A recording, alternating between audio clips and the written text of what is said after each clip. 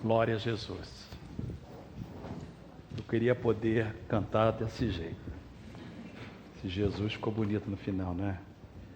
Eu queria só, antes de começar a pregar, dizer para os pais que a gente quer ser sensível com vocês. Eu sei que a gente tem levado um pouco de tempo para soltar as crianças. A gente está trabalhando nisso, para poder liberar as crianças um pouquinho mais cedo. E quando a gente fizer a mudança para um pouquinho mais tarde, a gente quer cuidar dessas crianças, sabendo que meia hora para a criança não é fácil por causa do almoço.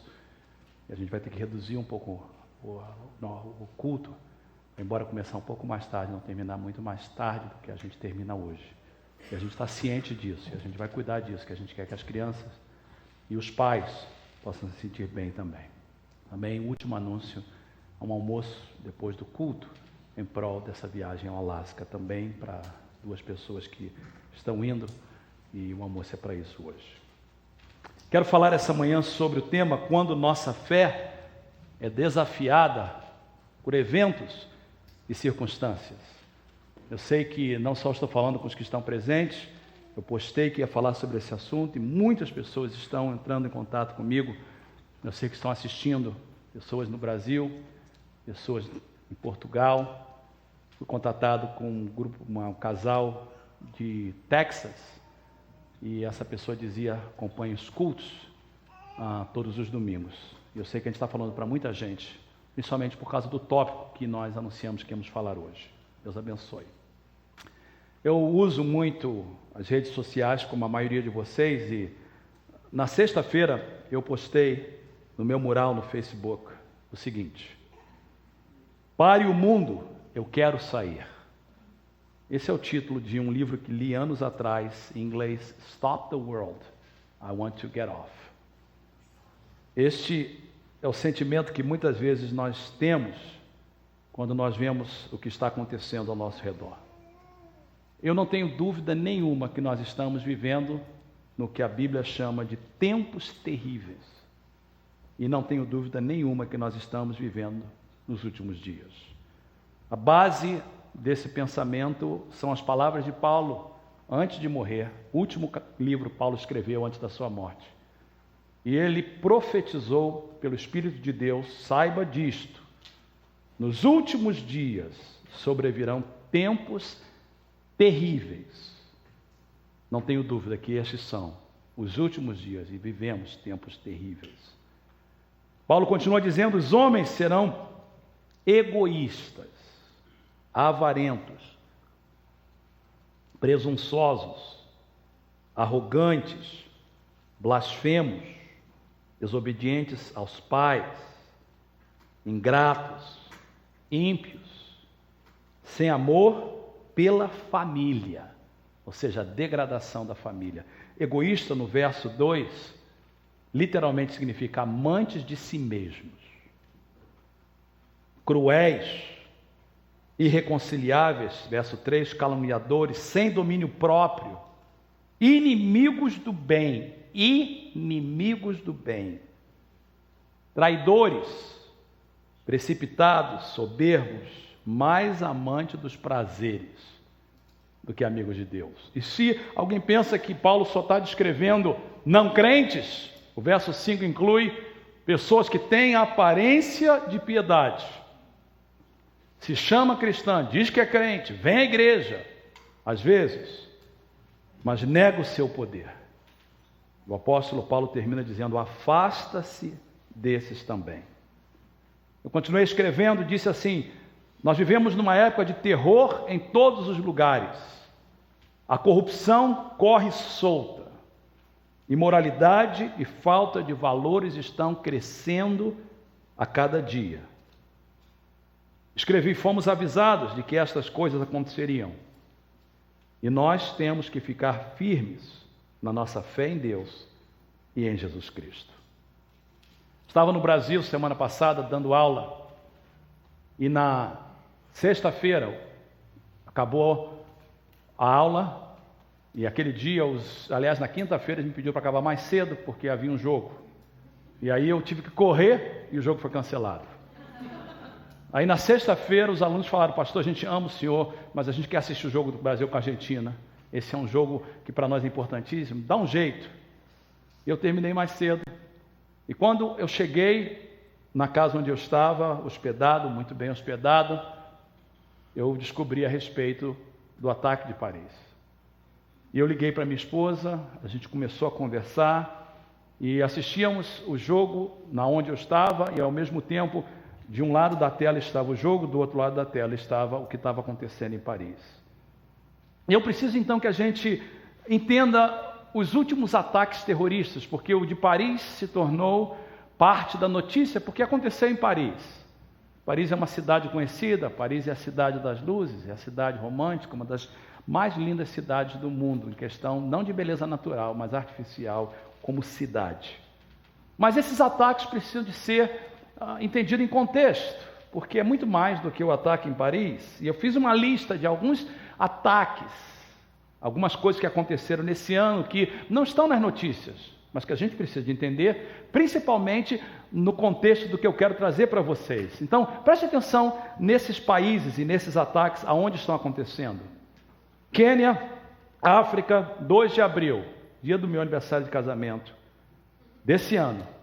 Homens armados invadiram a Universidade de Garissa e mataram 148 pessoas e feriram 79 ou mais. Nigéria, África, é chamado o Massacre de Baga, uma série de assassinatos em massa realizados pelo grupo jihadista Boko Haram, na cidade nigeriana de Baga, entre 3 de janeiro e 7 de janeiro desse ano. Relatos conflitantes sobre o número de mortos, mas estima-se que 2.000 pessoas morreram nesses 4 dias. A maioria delas, pessoas cristãs. 2.000 pessoas. Líbano, nesse mês que nós estamos vivendo, 12 de novembro de 2015, 43 mortos por homens bomba. 2 homens bomba, 43 mortos. Líbano. Paquistão, 13 incidentes, o último sendo no dia 19 de outubro de 2015. Só são 218 pessoas que morreram de ataques terroristas no Paquistão. A última foi uma bomba em um ônibus, 11 mortos, e no dia 13 de maio, 46 mortos morreram em um ônibus, incluindo muitas crianças. Mês passado, dia 31 de outubro, Egito, e tem a ver com Rússia, porque o avião era russo. 31 de outubro, no Sinai, acidente de avião. Quantas pessoas morreram? Todos. 224 mortos. E foi detectado que havia uma bomba a bordo de terrorista da ISIS. Israel e territórios palestinos, a gente sabe que todos os dias morrem pessoas em Israel e na Palestina. Recentemente, uma mulher cristã que trabalhava num grupo humanitário, ajudando, andava pelas ruas de Jerusalém quando ela foi esfaqueada. E esse é um método que eles estão usando agora em Jerusalém, esfaquear as pessoas que andam nas ruas. Toda semana morrem pessoas, judeus e palestinos nessa área. E é claro, semana retrasada, uma semana de essa sexta, o ataque em Paris. E o ataque em Paris, na semana passada, 7 ataques coordenados diferentes. 129 pessoas mortas, muitos feridos. Aliás, esse número subiu para 130, porque uma pessoa ferida faleceu. Essa semana, a busca de terroristas foi pesada. O líder e outro foi morto na quinta-feira. Uma mulher estava na janela quando ela chamava os policiais, e o objetivo é que ela pudesse explodir o seu corpo. Os policiais não foram, mas ela explodiu o seu corpo. Foi tão forte a explosão que a cabeça dela saiu do corpo e ficou presa perto de um carro de polícia. Terrível, irmãos. Paris. Mas na sexta-feira passada, 2 dias atrás, em Mali, no norte da África, mais de 100 reféns foram levados por extremistas islâmicos e no final, 27 reféns foram mortos. E era interessante que quando eu acompanhei, os reféns vários reféns foram libertados quando eles foram capazes de citar o Alcorão. Claramente, há uma busca contra cristão, contra judeu, e se a pessoa podia citar o Alcorão, ela era liberta. O que está acontecendo no mundo de hoje? O que está acontecendo no mundo que a gente vive hoje? A gente precisa de entender isso. E eu creio que o meu trabalho como pastor não é alertar a igreja em acontecimentos políticos, mas tentar entender o que acontece no mundo político, como pastor de vocês, e à luz da Bíblia. Como a gente vai se portar no dia de hoje? O rei Abdullah II da Jordânia falou essa semana: nós estamos em uma terceira guerra mundial. Se você estudou ou estuda as duas grandes guerras que nós tivemos no século passado, a Primeira Guerra Mundial, ela não começou com uma declaração, começou a guerra, não. Ela foi aos poucos. Ela começou com um problema na Europa entre a Alemanha e alguns países vizinhos, até se tornar a Grande Guerra no início do século XX, a Primeira Grande Guerra Mundial. A Segunda Guerra Mundial, nos anos 40, começou aos poucos, com a ascensão de Hitler, no final da década de 30. E aos poucos ela foi crescendo, até que os japoneses, e se você estuda a história, você vê que se levantou um núcleo na Alemanha com Hitler, se levantou um núcleo na Itália com Mussolini, se levantou um núcleo no Japão com o imperador japonês, e aos poucos isso foi se passando e até que se tornou na Segunda Guerra Mundial. E eu ouço esse rei falar isso, e eu queria não só ouvir o que ele falou, mas o que as pessoas, os líderes políticos do mundo diziam. E nem todo mundo concorda que nós já estamos numa terceira guerra mundial, mas a maioria das pessoas que eu tentei olhar e estudar, a maioria das pessoas acreditam que se nós não estamos, nós estamos caminhando nessa direção. Não tem como parar o que está acontecendo se não houver uma guerra mundial. A gente que vive na América, embora aconteceu 14 anos atrás, ainda está fresco na nossa memória 11 de setembro.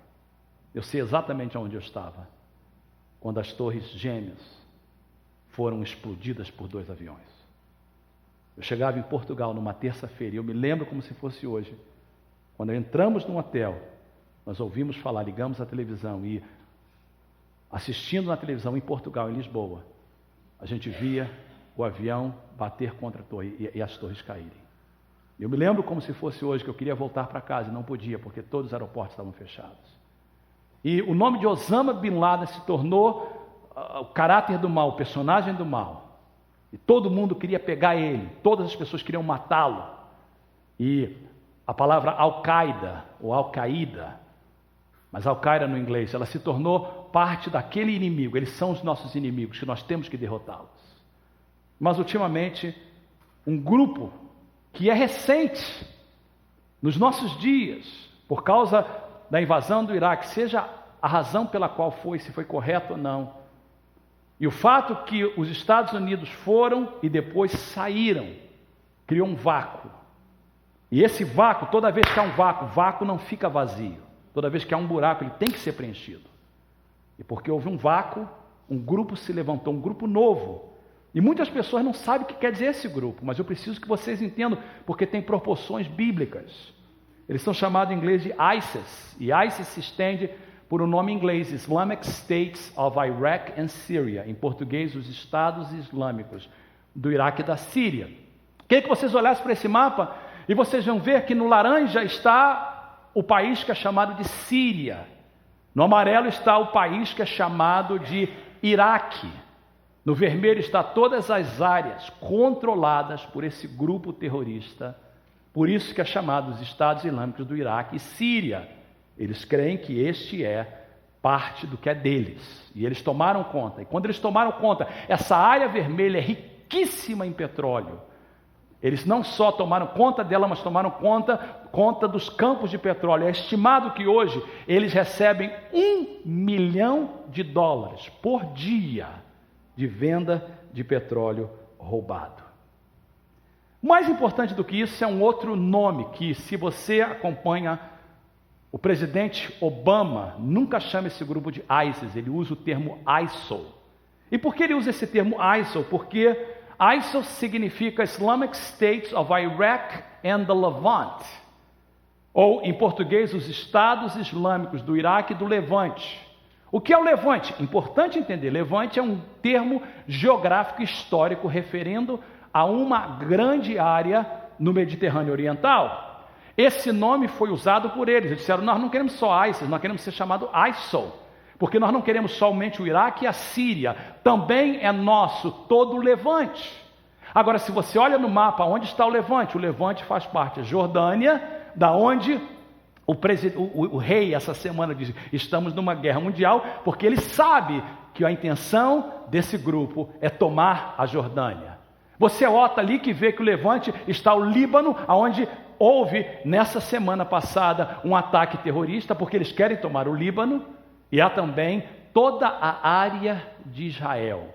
Eles creem piamente que eles vão jogar Israel de volta ao Mediterrâneo e que eles vão deixar de existir como nação.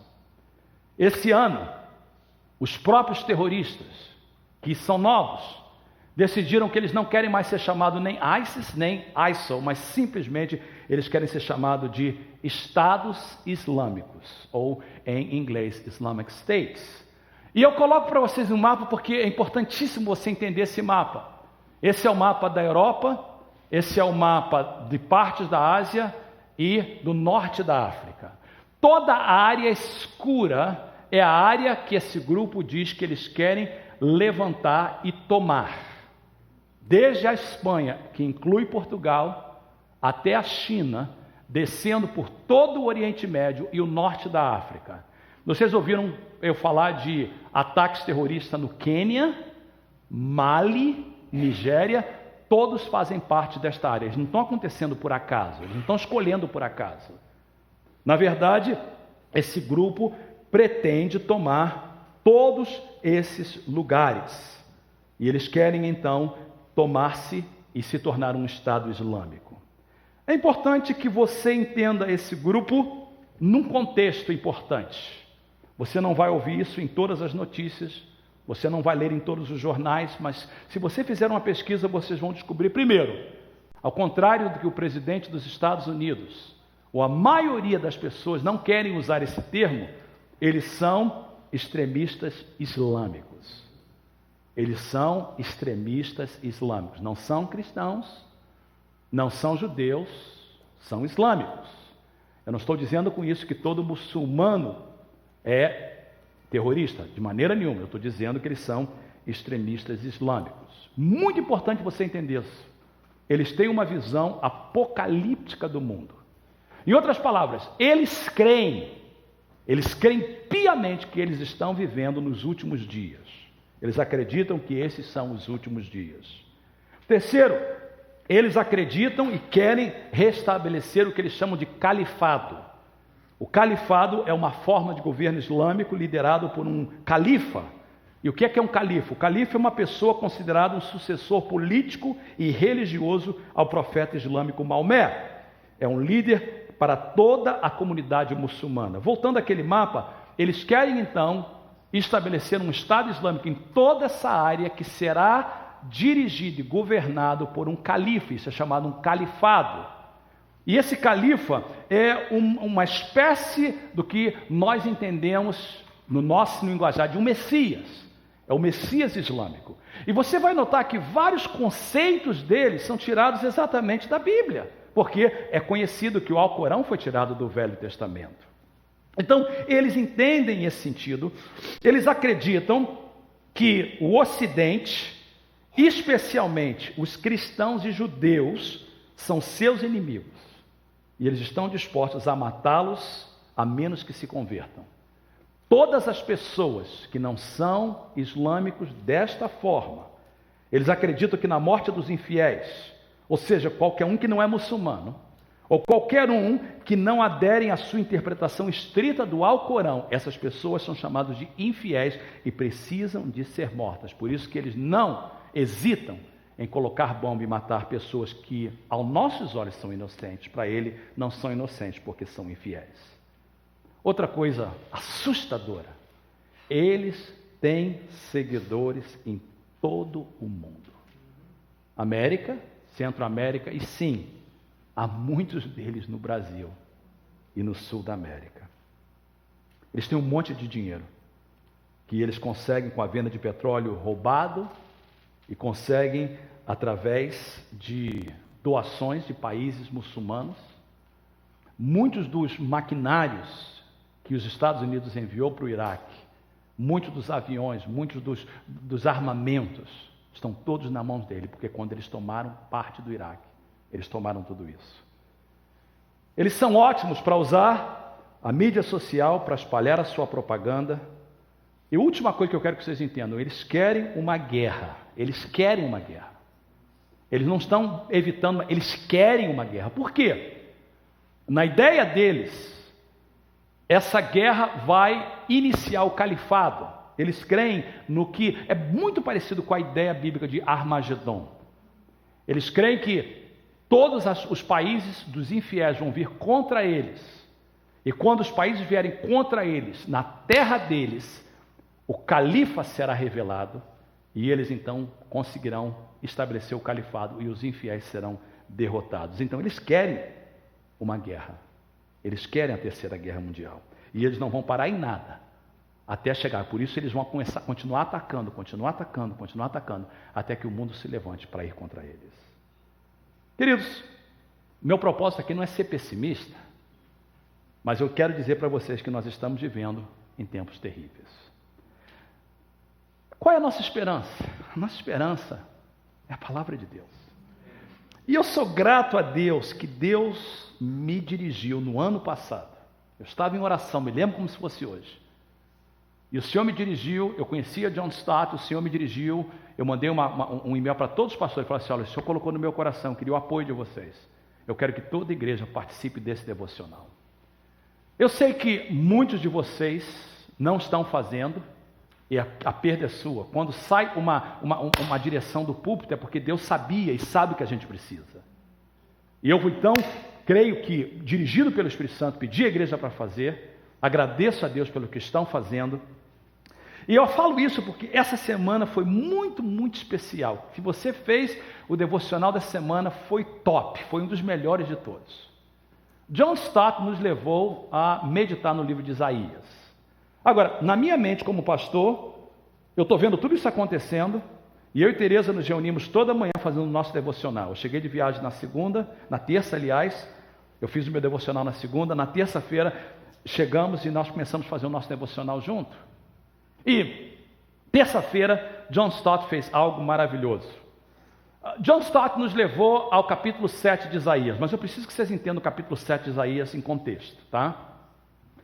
O capítulo 7 é óbvio que vem depois do capítulo 6, mas isso é importante, porque o capítulo 6 ele estabelece algo tremendo.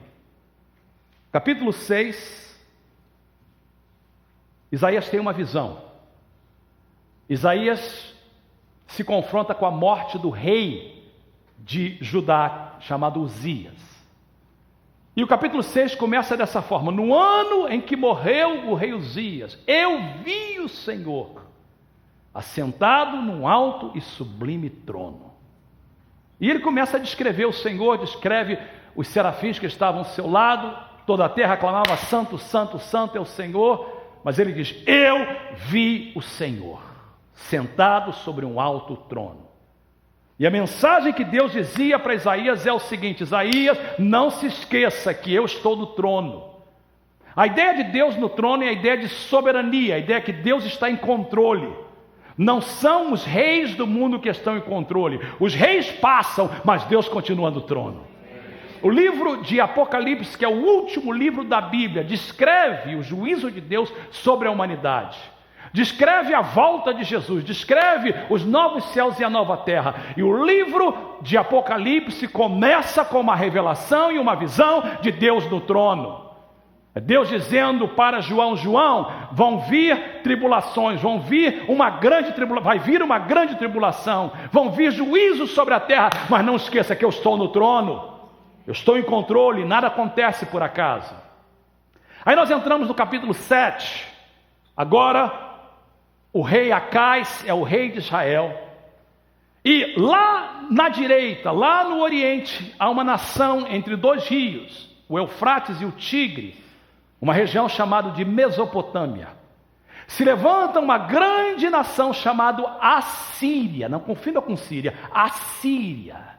Capital Nínive, um povo cruel, um povo ruim, um povo que mata, um povo que destrói, um povo que aprisiona.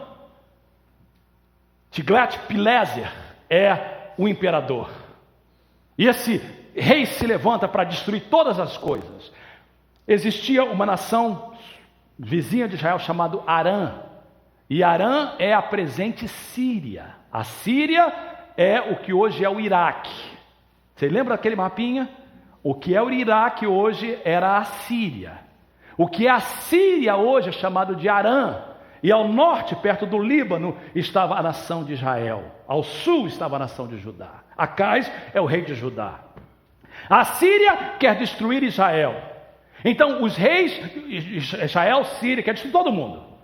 Os reis do norte, Israel, e o rei de Arã se levantam querendo fazer uma aliança com Acais. Acais não quer, porque Acais é um rei fraco, temeroso, corrupto. E por causa da sua fraqueza, então, há um desequilíbrio da força política. E esses dois reis, o rei de Israel e o rei de Arã e o rei da Síria, querem destruir Israel. Deus levanta o profeta. E o profeta se levanta, e Stott falou sobre isso na terça-feira. Em resumo, o mundo era uma confusão como a nossa, e alguns dos personagens do mal eram os mesmos do mundo de hoje. A Síria, Iraque. Aí Deus levanta o profeta e Deus diz assim: olha, eu quero dizer para vocês que não será assim. Isso não acontecerá, eu não vou deixar isso acontecer. Eu estou no trono, quem está no controle sou eu. Aí Stott traz um versículo que eu queria que ficasse na nossa mente, por isso que eu vou pedir que você repita esse versículo 3 vezes comigo, porque eu quero que fique na nossa mente. Esse é o versículo para ser memorizado para toda semana. Isaías capítulo 7, verso 9, todos juntos. Se vocês não ficarem firmes, com certeza não resistirão. 2 vezes. Se vocês não ficarem firmes, com certeza não resistirão. 3ª vez e última. Se vocês não ficarem firmes, com certeza não resistirão. Deus falava pelo profeta: em momentos difíceis, vocês têm que ficar firmes. Porque se vocês não ficarem firmes, e no original é firmes na fé. Se vocês não ficarem firmes na fé, essa é a tradução que o inglês faz para nós. Se vocês não ficarem firmes na fé, vocês não vão resistir. Aí quarta-feira, usando o capítulo 40, John Stott, no nosso devocional, falou da dupla identidade de Deus. O versículo era 40, 28. O Senhor é o Deus eterno, o Criador de toda a terra. Por que é importante? Porque quando você diz que o Senhor é Deus eterno, você está dizendo o seguinte: os reis do mundo passarão, os reis do mundo virão, mas Deus continua no trono. Deus é um Deus eterno. Não só isso, Deus é um Deus eterno e Criador de toda a terra. Nós fomos lembrados no devocional de quarta-feira que o nosso Deus é o Deus Criador e é o Deus da aliança. Stott disse o seguinte: como Deus da criação, nós não podemos duvidar do seu poder. E como Deus da aliança, nós não podemos duvidar do seu amor.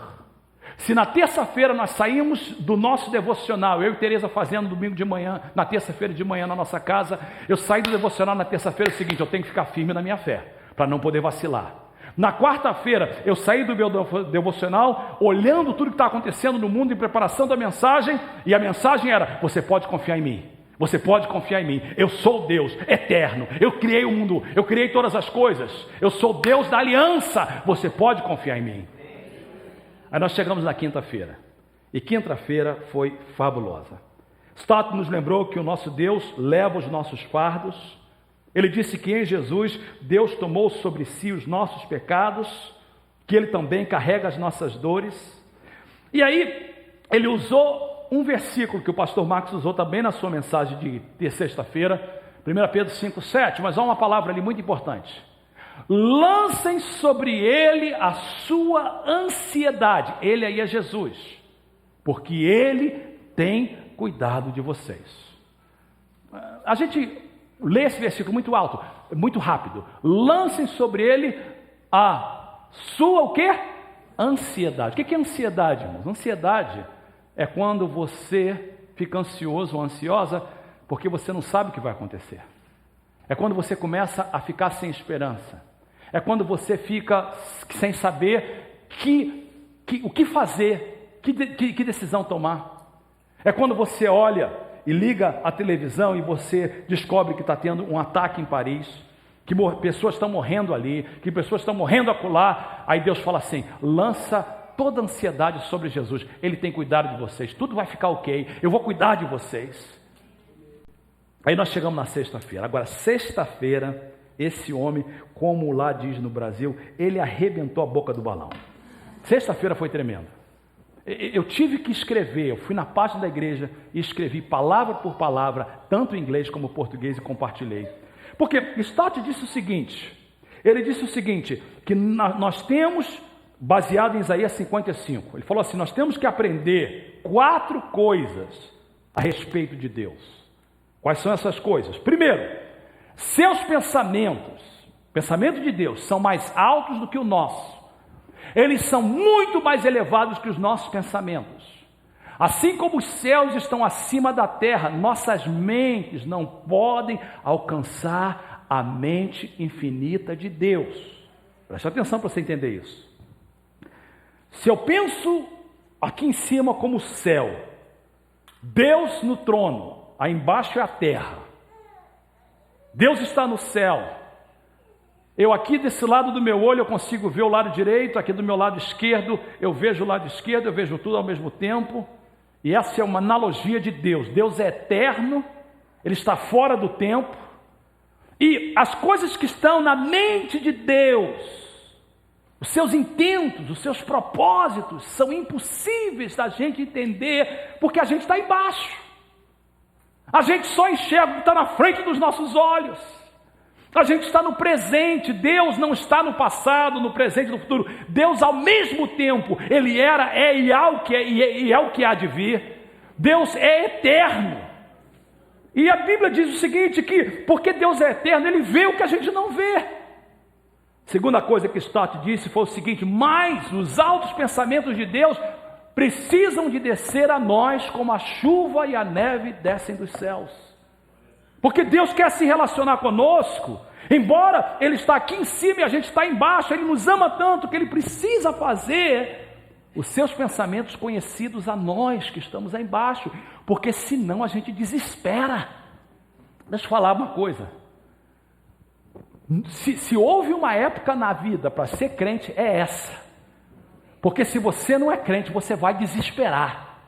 E se você é crente fraco, você vai cair. É tempo de tomarmos posse daquilo que a gente crê. É tempo da gente ter atitude de crente. É tempo da gente ser renovado. Parabéns a quem escolheu os cânticos e ao Enoch que nos dirigiu. É tempo de fechar as brechas antes que se passe o tempo. É tempo da gente reconhecer que a gente é. Queridos, não dá mais para brincar. Não dá mais de ficar um pé no mundo e um pé na igreja. Ou é ou não é. Aí disse algo tremendo. Ele disse, número 3, Deus revelou os seus pensamentos para nós através da sua palavra. Deus tem falado, sua palavra chegou até nós. Se você lê o devocional, ele disse algo tremendo. Ele disse, olha, não tem como eu ler a mente de ninguém. Ninguém pode ler a mente de ninguém. Você não sabe o que está na minha mente, eu não sei o que está na sua mente. A única forma de eu saber o que está na sua mente é quando você abre a boca e fala. Quando você fala ou você escreve, o que está na sua mente sai. E ele diz assim, foi dessa forma. Deus está no trono, a sua palavra tem que chegar a nós. A gente tem que entender o que está na mente dele, porque é muito alto, ele precisa de revelar. Mas ele revelou. De que forma ele revelou? Ele revelou através da sua palavra. Nós temos a palavra de Deus. A nossa esperança não está no jornal, a nossa esperança não está nas notícias, a nossa esperança está em Deus e na sua palavra. Se eu olhar para o que está acontecendo no mundo, eu vou ficar desesperado, mas se eu olhar para Deus através da sua palavra, eu vou ter esperança. É isso que a gente tem que entender. É possível de nós estarmos numa terceira guerra mundial, é possível de acontecer um outro ataque, até mesmo aqui em São Francisco. É possível acontecer alguma coisa ruim, mas a minha esperança não está nas circunstâncias, a minha esperança está em Deus. E aí Stott disse a quarta coisa, na sexta-feira. Ele disse o seguinte, ele disse, a palavra do Senhor, esse T não existe, a palavra do Senhor é poderosa. O sempre, a ênfase eu coloquei, ela sempre, diga comigo, sempre. Diga comigo, a palavra do Senhor é poderosa. Ela sempre, mais alto, ela sempre alcança o seu propósito. Queridos, isso é importante. Importantíssimo. O propósito de Deus sempre será estabelecido. Aí como diz em inglês, que é a cereja em cima do bolo. Para completar, depois de você comer aquela feijoada ou a picanha, aí vem a sobremesa. Ontem, no devocional, ele falou sobre um mundo novo, usando o texto em Isaías 66, que diz, assim como os novos céus e a nova terra que vou criar serão duradouras diante de mim, declara quem? O Senhor. Assim serão duradouros os descendentes de vocês. Ele não falou isso no devocional, mas eu interpretei dessa forma. Ele disse o seguinte, isso ele falou, a profecia que Deus está no controle e o final já foi determinado por Deus. E eu acrescento, o final não será determinado por ISIS, nem pelos estados islâmicos, não será determinado por Al-Qaeda. Putin não é aquele que vai determinar o final, não é Obama ou qualquer outro líder político ou organização. O final foi determinado por Deus que está no trono. Deus está no trono e é Ele que determina o que vai acontecer no mundo. Isaías 66 diz que Deus vai restaurar tudo de volta à sua forma original. Isaías 66 diz, o mundo está ruim e vai ficar pior. Isaías 66 fala que Israel irá rejeitar o plano de Deus.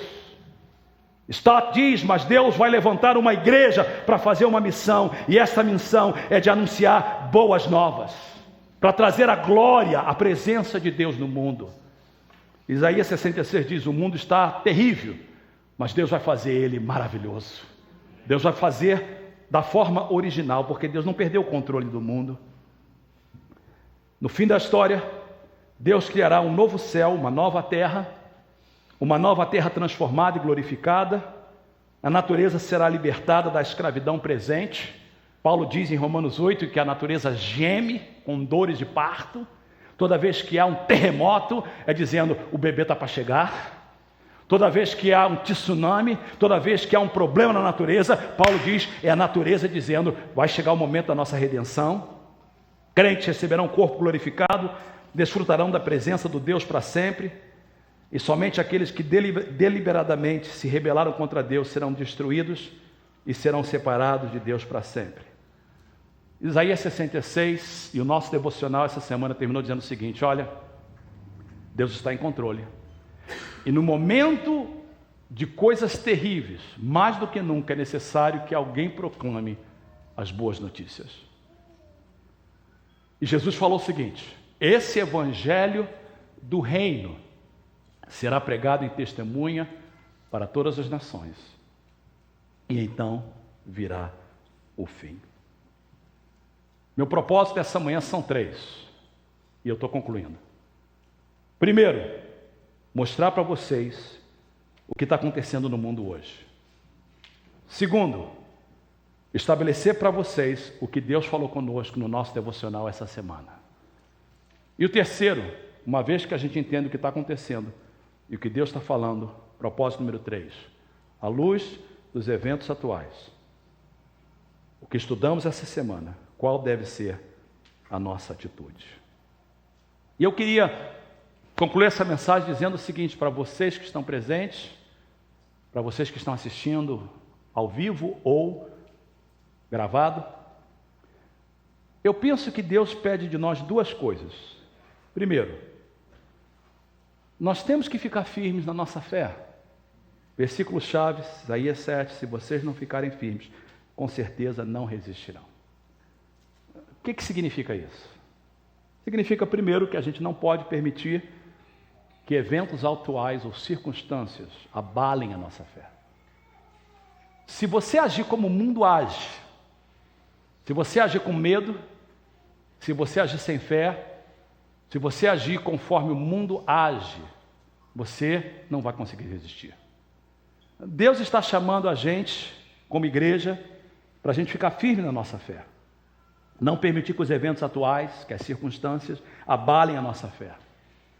Nós não podemos perder o foco do propósito de Deus para nós. Deus nos chamou como igreja, Deus nos chamou como povo, Deus está no controle e Deus sempre prometeu: eu vou estar com vocês todos os dias, até a consumação dos séculos.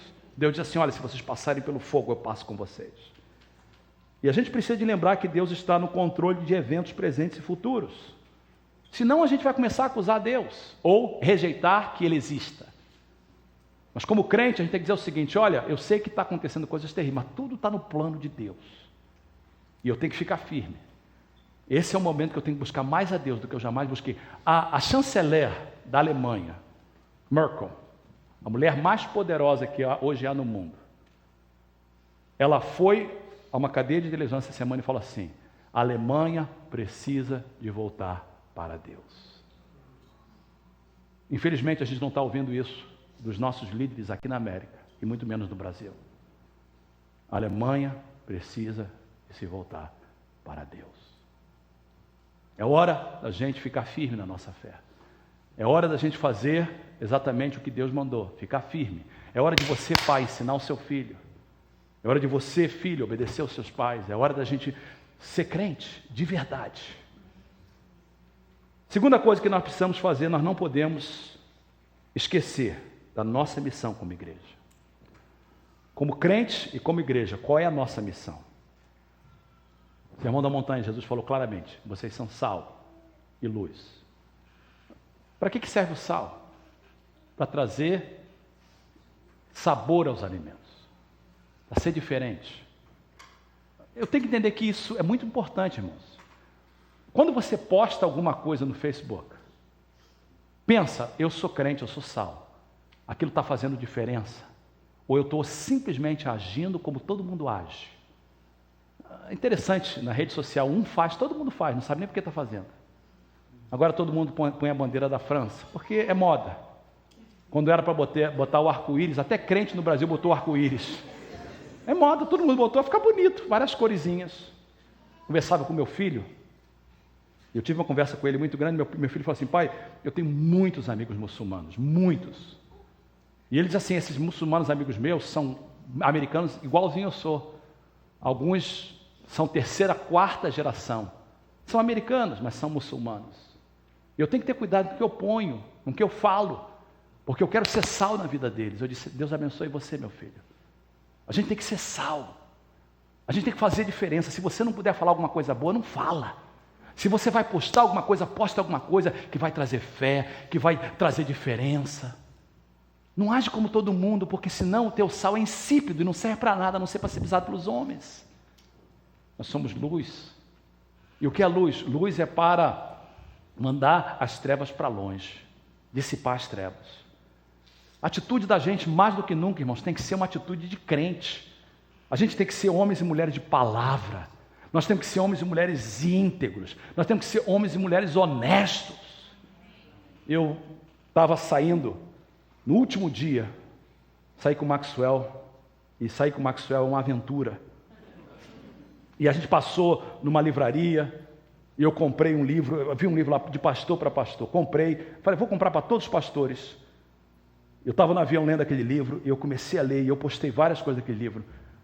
Como é que está triste a igreja hoje? Os crentes não vivem como crentes. E esse é o último dia, irmãos. Nós estamos, e a Bíblia diz assim, que o julgamento começa dentro da casa de Deus. Vamos guardar isso. Vamos falar a verdade em amor. O que significa falar a verdade em amor? Falar a verdade em amor é demonstrar a palavra de Deus sem vergonha. É hora, mais do que nunca, para a gente não ter vergonha de dizer: Jesus é o único caminho, a verdade e a vida. Ninguém vem ao Pai a não ser por Jesus. A esperança não vem por Maomé, a esperança não vem por Buda, a esperança só vem por Jesus Cristo. A gente tem que pregar a palavra de Deus, mas a gente tem que pregar em amor. A gente tem que ter compaixão, a gente tem que ter amor. Eu fiz uma afirmação e eu quero repetir essa afirmação no primeiro culto. Eu disse para a igreja de manhã, e eu repito agora, que quando eu vejo esses muçulmanos e os refugiados da Síria virem, eu vou ser verdade como sei com vocês, eu fico com ódio dentro do meu coração. Ódio. E o meu desejo é que eles nunca venham para cá. Porque o ódio, a gente vai falar, tem que amar, mas a verdade, vamos falar a verdade, a gente sente ódio. Ódio dessas pessoas que querem matar crianças inocentes.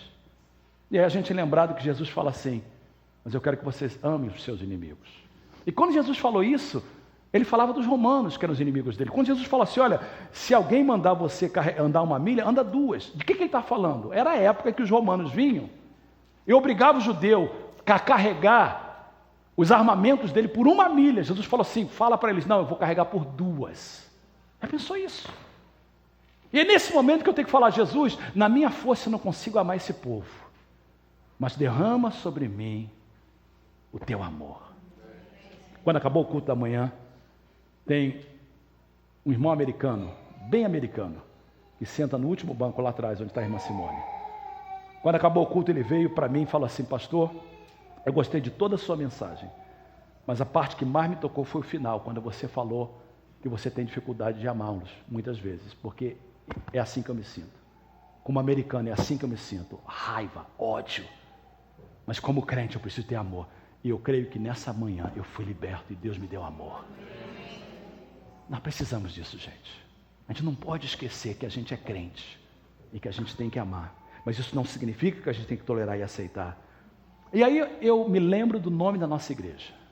Qual é o nome da nossa igreja? Mensagem de Paz. E nos dias de hoje, nunca se precisou mais da mensagem de paz ser pregada. Vamos ser firmes, vamos ficar fortes. Eu vou ser sincero com vocês, eu não vou terminar de forma negativa, mas vou terminar de forma realista. Eu não creio que as coisas vão melhorar. Sim, vai ter momentos bons, um vai ganhar a eleição, a economia vai melhorar um pouquinho, mas eu não tenho esperança do dólar abaixar muito, eu não tenho esperança da corrupção melhorar no Brasil, eu não tenho esperança, independente do partido político que ganhar, que a América, que hoje deve 20 trilhões de dólares, vai conseguir resolver isso. Nós estamos vivendo em dias ruins, irmãos.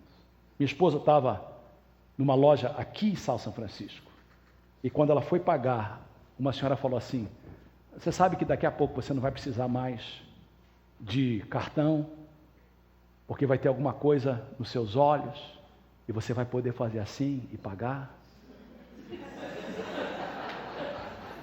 Ela não usou essas palavras, mas foi mais ou menos assim. A Teresa chegou em casa e falou assim, ela não sabe nem do que ela está falando. Queridos, as coisas não vão melhorar, nós estamos vivendo em dias ruins, o anticristo está para se levantar, não tenho dúvida nenhuma. Não tenho dúvida nenhuma. As coisas vão ficar pretas. Mas se as coisas vão ficar pretas, é porque a gente precisa de mais luz. Na época do pior rei de Israel, tinha pior, Acabe e a esposa dele, Jezabel, Deus levantou um mau profeta, Elias. E no meio de grande iniquidade, Deus levanta a sua igreja através do profeta Elias. O livro de Daniel, que é um livro profético, termina dessa forma. Vou ler com vocês. E eu queria só ler esse capítulo. Não está marcado aqui, mas eu vou ler para vocês. Se você tem sua Bíblia, Daniel capítulo 12, com isso eu termino. Vou terminar em 3 minutos. Daniel capítulo 12. Você não teve a oportunidade de abrir a Bíblia ainda? Então abra agora. Daniel capítulo 12. Começando do verso de número 1. Lendo na Nova Versão Internacional. Falando do final. Naquela ocasião, Miguel, o grande príncipe que protege o seu povo, se levantará. Protege Israel. Haverá um tempo de angústia como nunca houve desde o início das nações até então. Está falando do que nós chamamos da grande tribulação. Mas naquela ocasião, o seu povo, todo aquele cujo nome está escrito no livro, será liberto. Multidões que dormem no pó da terra acordarão, uns para a vida eterna, outros para a vergonha, para o desprezo eterno. Aqueles que são sábios reluzirão como o fulgor do céu, e aqueles que conduzem muitos à justiça serão como as estrelas para todo o sempre. Verso 8. Eu ouvi e compreendi. Por isso perguntei, meu Senhor, qual será o resultado de tudo isso? Ele respondeu, verso 9, siga o seu caminho, Daniel, pois as palavras estão seladas e lacradas até o tempo do fim. Cremos que estamos nesse tempo. Verso 10, muitos serão purificados, alvejados e refinados, mas os ímpios continuarão ímpios. Nenhum dos ímpios levará isto em consideração, mas os sábios, sim. Fique de pé, por favor, queridos.